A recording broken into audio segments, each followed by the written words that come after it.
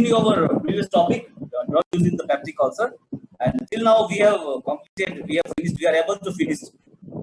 Till now we are able to finish about the introduction of the peptic ulcer and what's the physiology of the mechanism of the secretion of the gastric acid secretion, physiology of secretion of the gastric acid.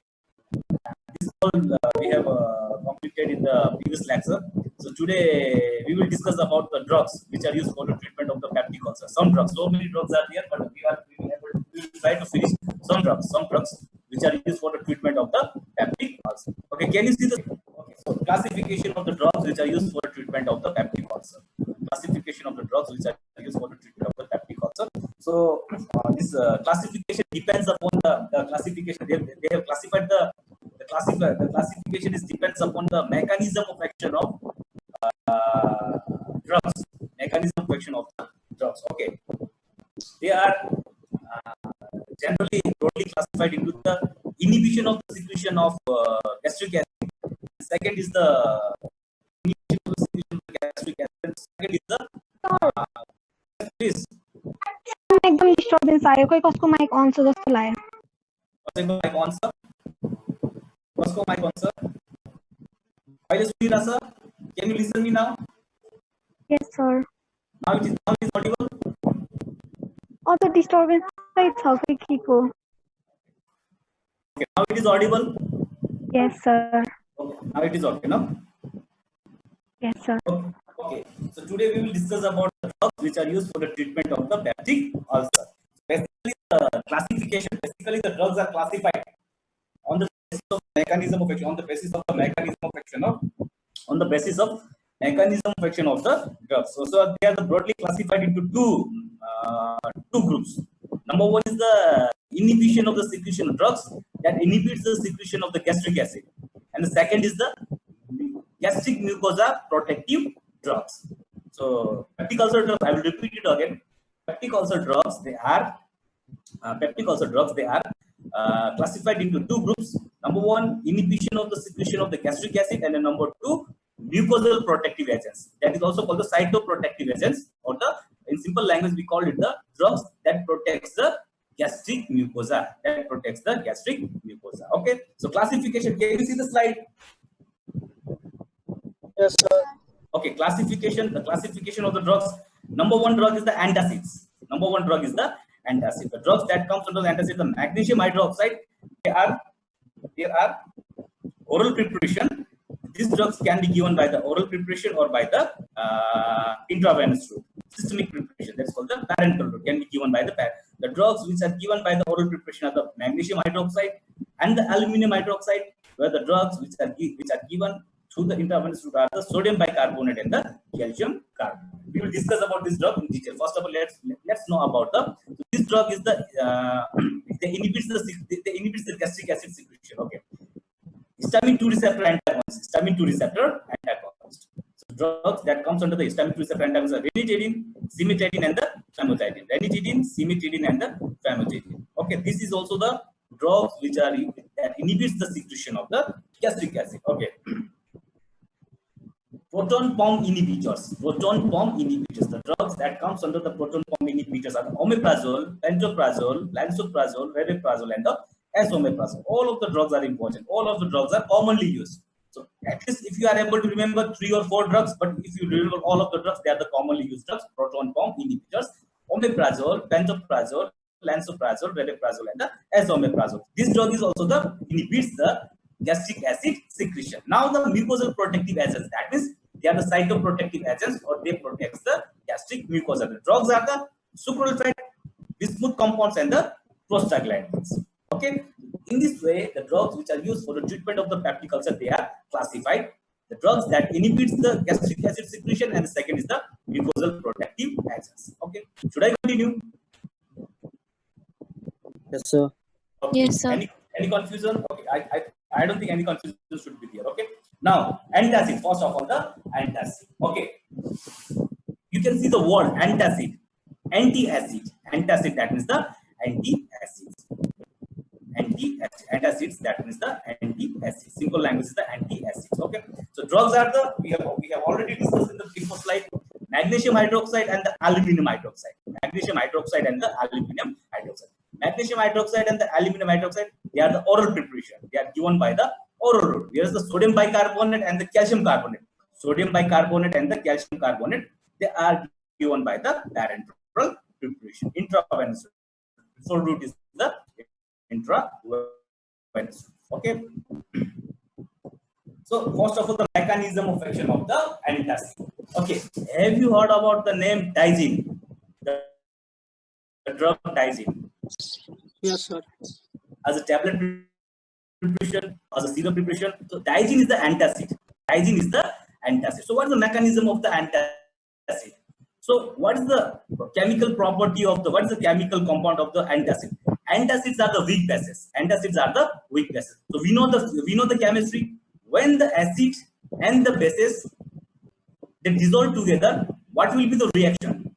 The reaction will be the formation of water and the salt. You know about that, no? When the acid and the bases, they dissolve together, the formation will be the water and the salt. Similarly here, what is the role of the antacid? Antacid, they are the weak bases. Antacid, they are the weak bases. So what happens when the antacids are given by the, these drugs are, we know that these drugs are given by the oral preparation or by the parenteral preparation. So when the antacids are given, they neutralize the effect of the gastric acid. The gastric acid is the gastric hydrochloric acid, gastric hydrochloric. When the antacids are the weak bases, when they are given, they react with the gastric hydrochloric acid, so to form the water and the salt. The water and the salt forms are the magnesium chloride and the aluminum chloride. In this way, they neutralize the effect of the gastric acid. They neutralize the effects of the gastric acid and reduces the intragastric acidity. Intragastric acidity. I will repeat it again. Mechanism of action of the antacid. Antacids are the weak bases. Antacids are the weak bases. When they are given, they react with the gastric hydrochloric acid. Hydrochloric acid is they are the acids. So when the weak bases, they react with the gastric hydrochloric acid, it reduces they forms the water and the salt, and so that is a neutralization of the effect of the gastric acid, and hence there is a reduction in the intragastric acidity. So this is the mechanism of action of the antacid. Is that clear? Yes, sir. Any confusion? Any one of you, please? Any confusion? If any confusion is there, please. Indications. What are the indications of the antacid? Indications of the antacid. They are just used for the dyspepsia and the intermittent. Now, what is the dyspepsia? Dyspepsia is the condition. What is the dyspepsia? Dyspepsia is the condition where there is the where there is a feeling of the indigestion, abdominal pain, abdominal fullness while taking the small amount of the meal.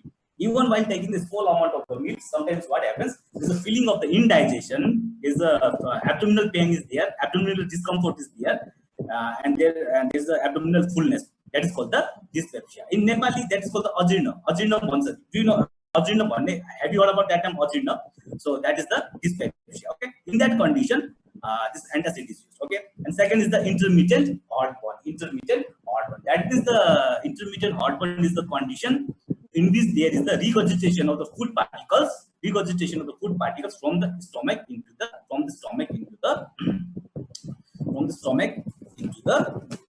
oesophagus. Okay, so that is the okay. Nasrin Hussain, Yes, sir. any problem? No, You sir. raised your hand. It You was just raised by your mistake. hand. It was You by got by mistake. mistake. Okay. So indications of the antacid, dyspepsia, and the second is the intermittent heartburn. Dyspepsia is the what is the dyspepsia is the condition. Dyspepsia is the condition where there is the feeling of the indigestion, feeling of the abdominal discomfort, abdominal pain, abdominal fullness while taking the small amount of the meal. And the intermittent heartburn is the condition where there is the feeling of the regurgitation of the food from the stomach into the oesophagus. These are the indications. They are not used for the treatment of the peptic ulcer. Basically, they are used for the treatment of the dyspepsia and the intermittent heartburn. That is also because of the increased level of the gastric acid secretion. Is that clear? Yes, sir. Should I continue? Yes, sir. Yes, sir. Okay. Now, Adverse drug reactions. Adverse drug reactions. Okay. So adverse drug reactions. We know that this oral preparation of the antacids, aluminum hydroxide and the magnesium hydroxide. Aluminum hydroxide and the magnesium hydroxide. Okay. What happened? Because of their this aluminum hydroxide, they contain the aluminum hydroxide and the magnesium hydroxide. So, aluminum hydroxide may causes the constipation. Aluminum hydroxide may causes the constipation. The reason is because of the relaxation of the when the aluminum hydroxide is taken, they causes the relaxation of the smooth muscles of the gastrointestinal tract. Smooth muscles, due to relaxation of the smooth muscles of the gastrointestinal tract, that reduces the peristaltic movement of the food particles that may result the constipation. Okay, while the magnesium hydroxide, they may cause the diarrhea. They may cause the diarrhea, loose motion. That is because of the osmotic process. That is because of the osmotic process, because unabsorbed magnesium salt in the GIT tract. So when because of this unabsorbed magnesium salt in the GIT tract, it absorbs the, so what is the, they receive the fluids from the cells. So that causes the osmotic diarrhea. So what happened? Antacid, when they are given aluminum hydroxide produces the constipation, while the magnesium hydroxide that causes the diarrhea. So to prevent these adverse effects, to prevent or to reduce this adverse effect, these drugs are given in combination. Okay, combination preparation is available. That's a combination formulation of the magnesium hydroxide and the aluminum hydroxide is available. So that what will happen? These adverse effects like the constipation and the diarrhea can be reduced. Okay, this will be your important. Question. That may ask you in your BBL question, or they may ask you in the spotting of the paper. So spotting of the practical. So what is the rationale of giving the aluminum hydroxide and the magnesium hydroxide in combination in antacid? The reason is aluminum hydroxide causes the constipation, while the magnesium hydroxide causes the osmotic diarrhea. So when they are given in the combination, what will happen? Adverse effects of each other will counter the effect of each other will counter the adverse effects which are produced by respective compounds. So this is the reason rationale for combination of the formulation of the magnesium hydroxide and the aluminum hydroxide. Any confusion? Combination is what that we know that aluminum hydroxide may causes the constipation. Okay, we know that antacid contains the aluminum hydroxide and the magnesium hydroxide. Aluminum hydroxide may cause the constipation because of the relaxation of the smooth muscles of the gastrointestinal tract, while the magnesium hydroxide may cause the osmotic diarrhea due to the unabsorbed magnesium salts in the GIT. That means one compound causes the constipation and the another compound causes the diarrhea. So when they are given alone, only let's say if the aluminum hydroxide is given, chances of the constipation is there. Okay, when the magnesium hydroxide is given, chances of the diarrhea are there. Okay, now what if we are given in the combination? If we give in the combination, because of this effect, that this GIT tract side effects can be minimized. When they are, suppose if we are given the aluminum hydroxide, it will reduce the chances of the diarrhea that is produced by the magnesium hydroxide. If you are given the magnesium hydroxide with the aluminum hydroxide, that will reduce the chances of the constipation that is caused by the aluminum hydroxide. So that is the rationale of combination of the aluminum hydroxide and the magnesium hydroxide in combination in the antacid. Now it is clear. Yes, sir. Thank you, sir. Ramita, okay. Should I continue? Okay. Sodium bicarbonate. Okay, now sodium bicarbonate. Okay, the important adverse effects are we have already discussed earlier. What are there are the other side effects are also there. That is because of the intravenous filtration of the antacid. They are the sodium bicarbonate and the calcium carbonate. They may cause the metabolic alkalosis. Why? Sodium bicarbonate may causes the gastric distension and the blanching. Blanching bane ko abdominal fullness. Blanching means the abdominal fullness. Okay. Sodium bicarbonate may causes the metabolic alkalosis, while it may causes the gastric distension and the blanching. That is not important. The important thing is the oral preparation that we have discussed earlier.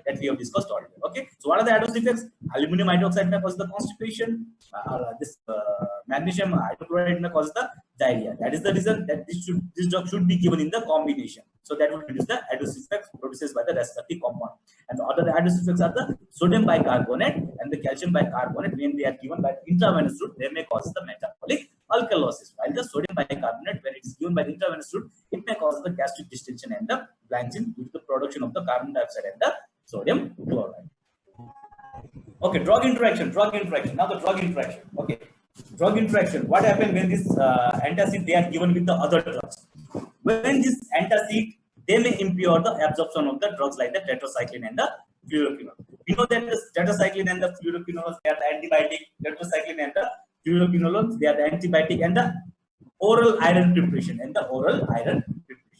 When antacid they are concomitantly given with the tetracycline, fluoroquinolones, and the oral iron preparation. What will happen? Antacid may impair the absorption of those drugs. What could be the mechanism? Possible mechanism. The possible mechanism is by binding the drugs and impair the absorption. That means antacid binds with those drugs, tetracycline, fluoroquinolones, and the oral iron preparation, and it inhibits it impairs their absorption from the gastrointestinal tract. And second is antacid increases the pH of the stomach environment. So stomach environment is the acidic environment, no? So antacid increases the intergastric pH so that the solubility of the lipid solubility of those drugs will be reduced. If the lipid solubility will be reduced, what will happen? Absorption will be reduced. We know about that now. So this is the drug interaction of the antacid with the other drugs like the tetracycline and the fluoroquinolones. What is the drug interaction? Antacid may impair the absorption of the drugs like the tetracycline and the fluoroquinolones and the oral iron. The possible adverse, the possible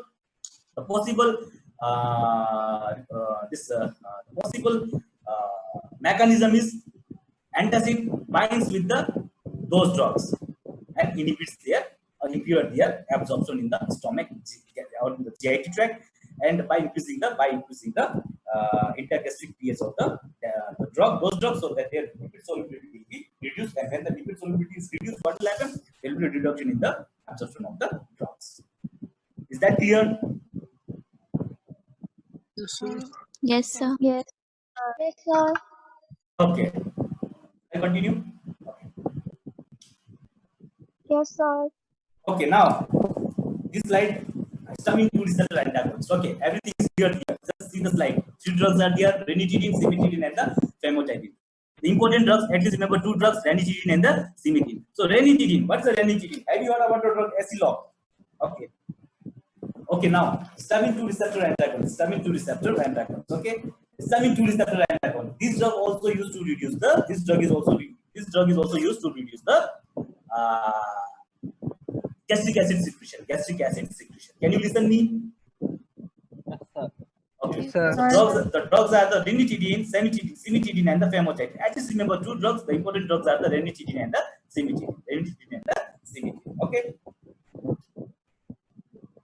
Now the mechanism of action. Okay, what is the mechanism of action? So we know that first of all, we have already discussed about this schematic diagram of the physiology of the secretion of the gastric acid secretion. So there are basically two pathways: gastrin-induced and the acetylcholine-induced. Gastrin-induced and the acetylcholine. Again, the gastrin binds to the gastrin receptor, calcium-dependent pathway, and the gastrin binds to the enterochromaffin-like cells. So that releases the histamine-induced secretion of the gastric acid. And other is the acetylcholine-induced. Same acetylcholine binds to the muscarinic receptor, and the calcium-dependent pathway releases the gastric acid secretion. While this acetylcholine also act on the enterochromaffin-like cells, that also releases the histamine. Okay, we know about the histamine. No, when the gastrin or the acetylcholine binds to the enterochromaffin-like cells, receptors present in the enterochromaffin-like respective receptors present in the enterochromaffin, they secrete the histamine. Histamine 2 basically. Histamine 2.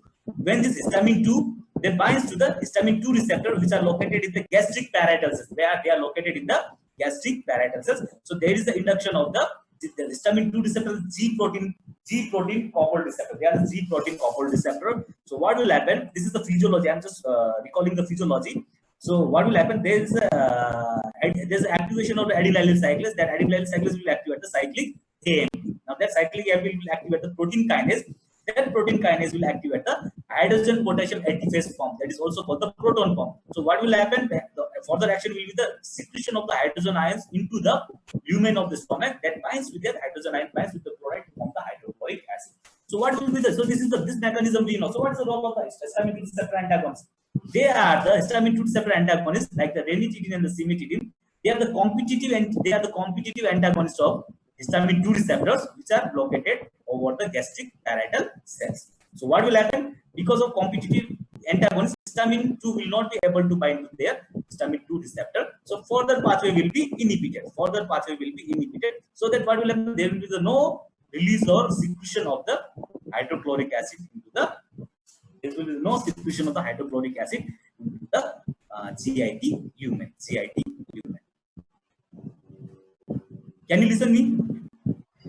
Yes, sir. So, Okay, I will repeat Yes, it sir. again. Yes, sir. I will repeat it again. What is the mechanism of histamine? What is the mechanism of histamine 2 receptor antagonist? Histamine 2 receptor, they are the competitive antagonists of the histamine 2 receptor. They are the competitive antagonists of the histamine 2 receptor. So what will happen? They bind to the histamine 2 receptor, histamine 2 binding side of the histamine 2 over the histamine 2 receptor. So what will happen? Histamine 2 will not be able to bind to the histamine 2 receptor. So further pathway will be inhibited. Okay. So there will be no secretion of the hydrochloric acid into the lumen of the gastric. Is that clear? yes, sir. So that is any confusion? Yes, sir. Any confusion? So this is the mechanism of action of the. So I will repeat it again. Competitive inhibition of the gastric parietal cells H2 receptor and suppresses the basal and the medullary of gastric acid secretion. So I have discussed about it. I have already discussed about it. Now indications. What are the indications of the? What are the indications? What are the indications of the histamine 2 receptor antagonist? Number one condition is the gastroesophageal reflux. So in first class, I have discussed about the acid peptic disorder. No, acid peptic disorder. So there's acid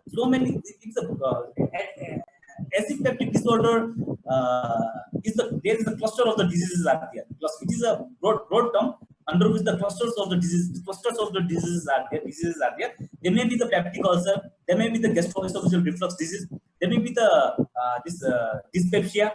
That is because of the oversecretion of the acid and pepsin from the gastric parietal cells. That is from the oversecretion of the acid and pepsin from the gastric parietal cells. So what happened? Gastroesophageal reflux disease. It's an acid peptic disorder. What happened in the gastroesophageal reflux disease? Generally there is a regurgitation of the food particles. There is a continuous regurgitation of the food particles from the stomach back into the esophagus. So that sometimes causes the inflammation of the esophagus. That's called the gastroesophageal reflux disease. In case of the gastroesophageal reflux disease, ranitidine is the drug of choice.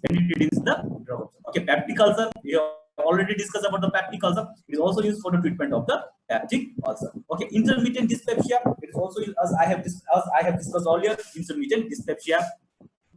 Like what is the dyspepsia? It is the while taking the small amount of food, there is the indigestion. There is a feeling of the indigestion, abdominal discomfort, abdominal pain, and the abdominal fullness. And that happens intermittently, not continuously, but intermittently while taking a small amount of the food. That's called the intermittent dyspepsia. And the stress-related gastric ulcer. What is stress-related gastric ulcer? Yeah, stress-related gastric ulcer. I will repeat it again. Stress-related gastric ulcer. They are the Cushing's ulcer and the Paulding ulcers. I have discussed in last lecture about the Cushing's ulcer, about this stress-related gastric ulcer. They are the Cushing's ulcer and the Paulding ulcer. So what is the Cushing's ulcer? So Cushing's ulcer. These ulcers they are developed in the gastric mucosa. Both of the ulcers they are developed in the gastric mucosa. But what is the mechanism? The mechanism is the different. What happened in case of the severe head injury? During the severe head injury, what will happen? In case of the severe head injury, intracranial pressure is increased. So because of the increase in the intracranial pressure, what will happen for the? It stimulates the vagal center. And the vagal center is responsible for the parasympathetic activity. It stimulates the vagal center, activation of the parasympathetic activity. So what will happen? Acetylcholine is released. More acetylcholine is released, and this acetylcholine they are released as a neurotransmitter. They binds to the muscarinic receptors which are present in the gastric parietal cells. So what will happen? They will increase the release of the gastric acid secretion that causes the ulcer of the stomach. That is called the Cushing's ulcer. So what happened in the Paulding ulcer? In Paulding ulcer during the bond, that occurs during the bond. What happens in the Paulding ulcer?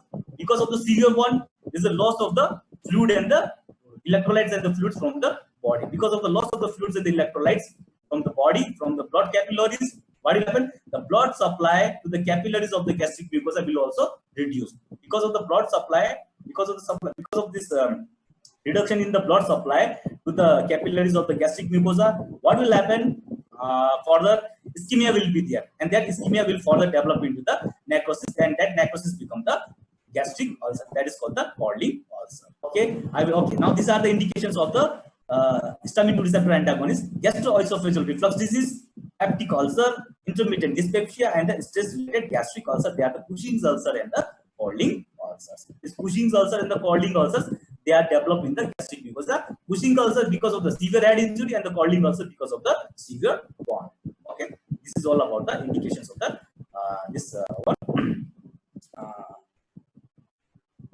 receptor antagonist. Okay. Now, adverse drug reaction. Adverse drug reaction, extremely safe drug. Extremely safe drug.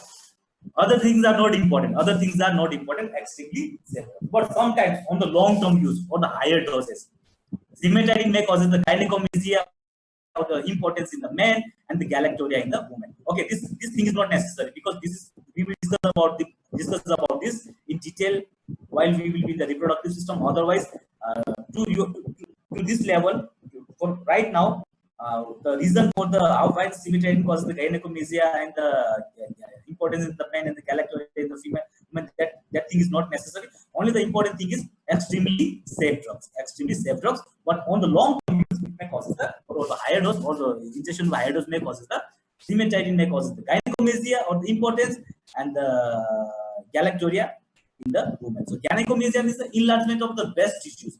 Enlargement of the breast tissues in the male, and the galactorrhea is the increased level of the prolactin. Increased level of the prolactin. That is in the case of the that occurs in the woman.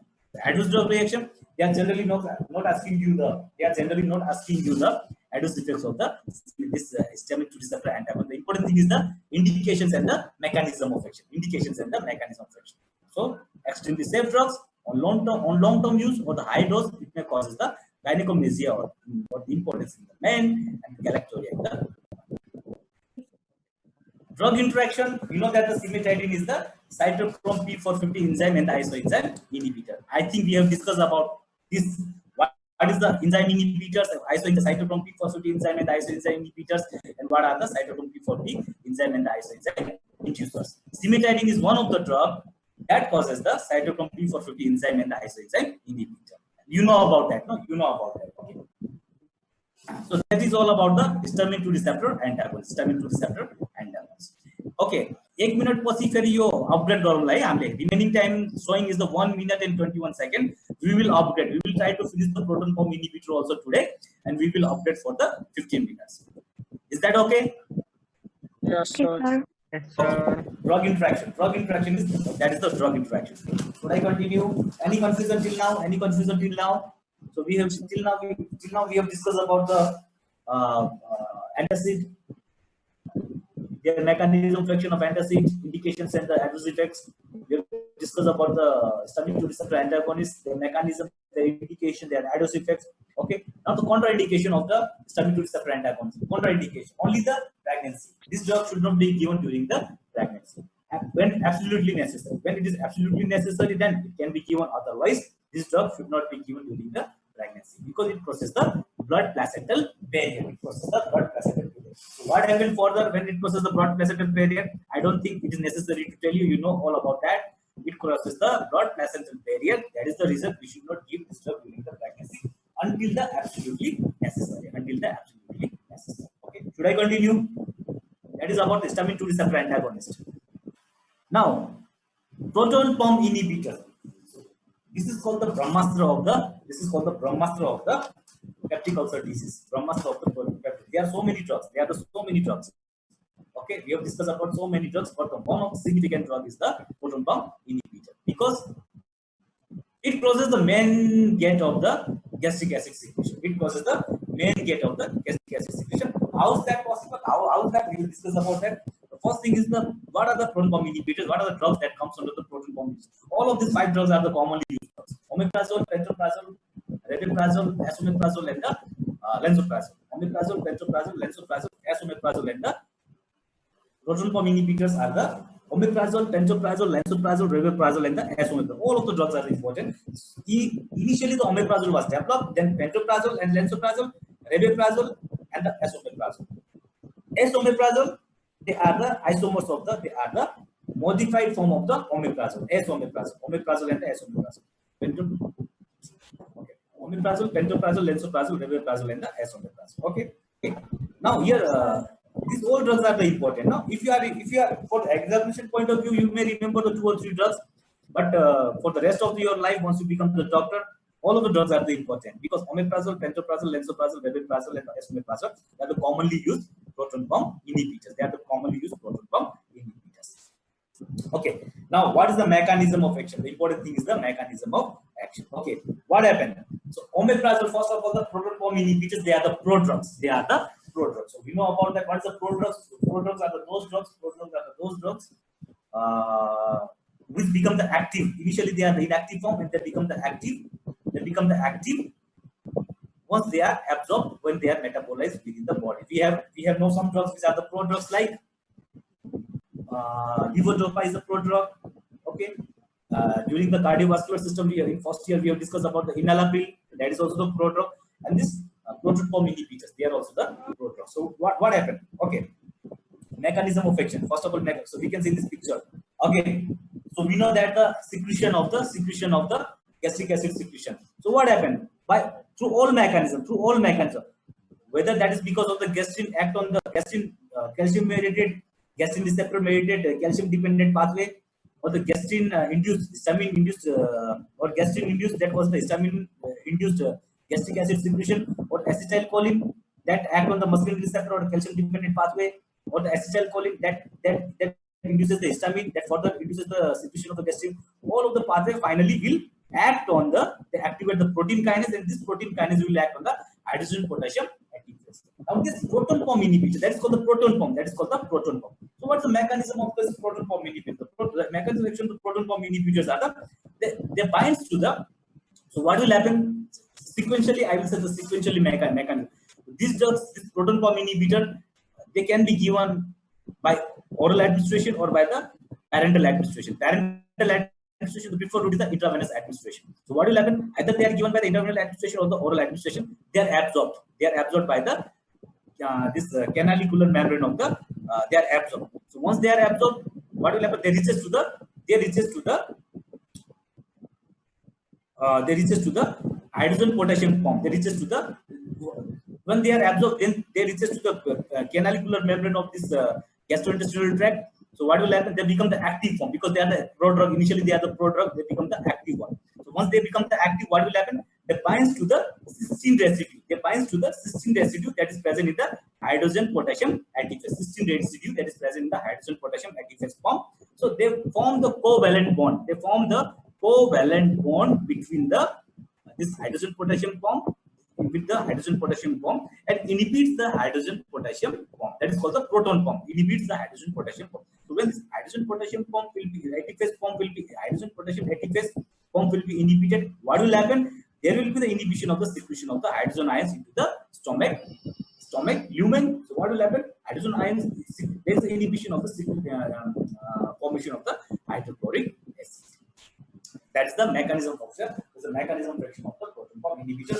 I will repeat it again. What will happen? Proton pump inhibitors, they are the prodrugs. Okay, when they are taken by the oral route or by the what they are given by the intravenous route, what will happen? They reaches to the canalicular membrane of the gastric parietal cells. Where they bind to they become the active one, they become the active form, and they bind to the cysteine residue which is present in the proton pump. Hydrogen potassium activase and the proton pump, they are the interchangeable words. They bind to cysteine residue and they form the covalent bond there. So covalent bond is a stronger type of the bond. And inhibits the hydrogen potassium activase. So when the hydrogen potassium activase will be inhibited, what will happen? There will be the inhibition of the secretion of the hydrochloric acid. Can you listen me? Yes. Okay. Any confusion? So this one is the important mechanism. This one is the important drug. This one is the important drug. Okay. So mechanism of action is very simple, and this is the main drug because it inhibits the main gate of the secretion of the hydrochloric acid. What is the main gate? The main gate is the proton pump. It's also called the hydrogen potassium activase. So they form the covalent bond with the hydrogen potassium activase, or the proton pump, and they inhibits the hydrogen protection effects of the proton pump and inhibits the secretion of the gastric acid into the gastric lumen. Now, indications. Okay, indications are the gastroesophageal reflux disease. Can you listen me? Indications. So we have already discussed about that, all about it. So gastroesophageal reflux disease. So what is the gastroesophageal reflux disease? We have already discussed about that. Peptic ulcer disease. So peptic ulcer disease, we know that the peptic ulcer is because of the Helicobacter pylori induced or because of the NSAID induced peptic ulcer. So in both type of the peptic ulcer, the cause of the peptic ulcer is the Helicobacter pylori and the NSAID induced. In both type of the induced peptic ulcer, we can use this proton pump inhibitor. And for the prevention of upper GI bleeding, acute upper GI bleeding from the peptic ulcer. Sometimes what will happen? Patient with the peptic ulcer, they may generate the upper GI bleeding. That is the presence of the blood in the vomiting. Presence of the blood in the vomiting. That's called the upper GI bleeding. So for the prevention of that also, for the prevention of the acute upper GI bleeding from the peptic ulcer, this proton pump inhibitor is commonly used. Non-ulcer dyspepsia, that is the intermittent dyspepsia. We have already discussed about that. Straight-related mucosal bleeding, that is the Cushing's ulcer and the Caulding ulcer. So we have already discussed about that. And the gastrinoma. Gastrinoma is the one of the tumor of the gastric mucosa. Okay, one of the tumor of the gastric mucosa. So what will happen because of this gastrinoma? There is an excessive secretion of the gastric acid. In that condition, also this proton pump inhibitors are used. So importantly, they are used in every condition of the acid peptic disorder, gastroesophageal reflux disease, peptic ulcer disease like the Helicobacter pylori induced peptic ulcer or the NSAID induced peptic ulcer, prevention of the acute upper GI bleeding from the peptic ulcer, non-ulcer dyspepsia, straight-related mucosal bleeding like Cushing's ulcer and the Caulding ulcers, and the gastrinoma. Any confusion? No, No, sir. sir. Okay. Everything is simple now. Only the important thing is the mechanism of action. Otherwise, everything is the similar. Okay, adverse drug reactions. Basically well tolerated. Extremely safe drug. Sometimes in few patients may cause the GIT disturbances. When the GIT disturbances, so common adverse effects like nausea, vomiting, diarrhea, that type of thing, and sometimes the headache.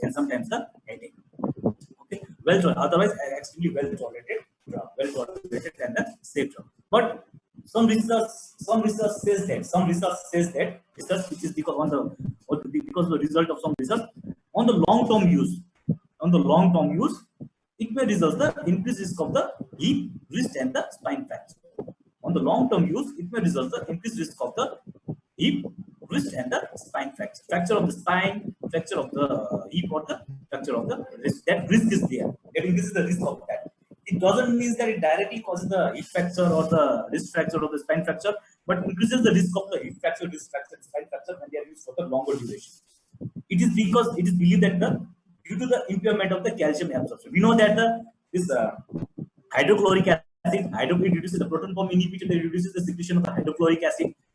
So because of that, it may produce the condition that's called the hypochlorhydria or the achlorhydria. That means the absence of the hydrochloric acid secretion is called the achlorhydria, or deficiency of the presence of the hydrochloric acid in the stomach, that's called the hypochlorhydria. Because of that, and this chloride, this hydrochloric acid, what is one of the use of hydrochloric acid is in the stomach is to absorb the calcium. It is used for the it stimulates the absorption of the calcium. If we use the proton pump inhibitor, it may induce the condition hypochlorhydria and the achlorhydria. That may impures the mechanism of the calcium absorption. So because of the calcium, there's absorption of the calcium, there's a impairment of the calcium absorption that may lead to the risk of the hip fracture of the bones like the hip fracture, wrist fracture, and the spine fracture. That is on the long term. So significant is that, clinical significant is that this proton pump inhibitor should not be used for the longer duration in case of the postmenopausal osteoporosis. More in postmenopausal woman. So if if we are they become the two risk factor. One is the post-menopause itself causes the osteoporosis, and second this proton pump inhibitor. They may also increases the risk of the hip and the wrist and the spine fracture for when they are used for the longer duration. Any confusion? No, sir. No, sir. Okay, so otherwise it's an extremely safe drug. Okay, GIT disturbances, nausea, diarrhea, and headache in few patients. On the long-term use, it may result the increased risk of the hip, wrist, and the spine fracture. So that is the reason.